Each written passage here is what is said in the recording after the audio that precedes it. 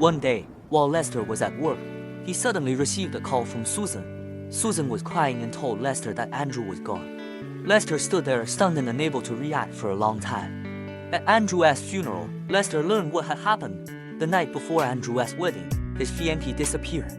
Andrew received a call in the middle of the night, informing him that she had left him for another wealthy man. Andrew was shocked and furious. He couldn't accept this reality.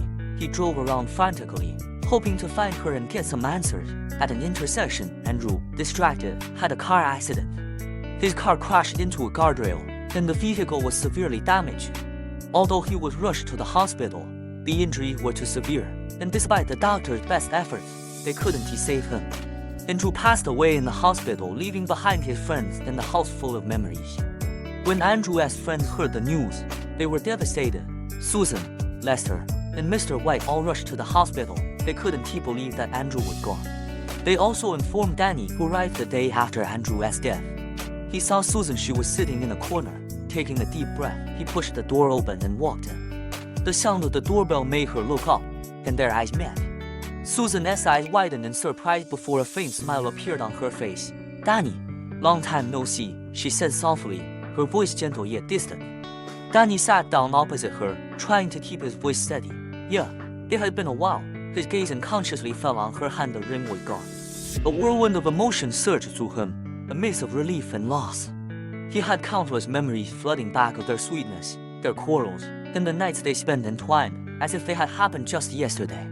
He realized he still cared about her, about every little thing she did. "You've changed a lot," Susan suddenly said, breaking his train of thought. Danny paused, then let out a bitter chuckle. "Have I? Maybe." He wanted to say it was because she left that he learned to face life alone. After a moment of silence, Danny finally mustered the courage to speak his mind. "Susan, I know it has been a long time since we parted, but I still can't forget you. I don't know how you're doing, but I want you to know that I still care about you." Susan's eyes softened and she sighed gently. "Danny, I am glad to see you too. Actually, I've thought of you many times. But we've both moved on with our lives, and I don't know if we can go back to the way things were." Danny's heart sank, but he forced a smile. "It's okay. I just wanted you to know that I loved you once, and I still do. If you're happy, that's enough for me." Susan smiled faintly, but there was a hint of determination in her eyes. "Danny, I've never forgotten you either. Every time I think of you, I feel this warmth in my heart. I've been thinking, maybe if we give each other another chance, things could be different." Danny's heart skipped a beat. He couldn't believe what he was hearing. "Are you saying?" Susan nodded, her eyes filled with tenderness. "Yes, Danny, I still love you. I don't want to miss you again."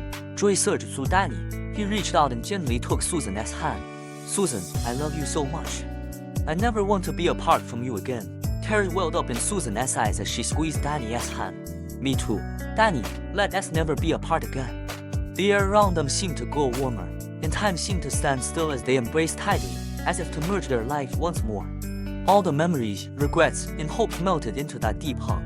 They decided to stay together, no matter what challenges lay ahead. Danny whispered into Susan's ear, "I'll love and protect you for the rest of my life."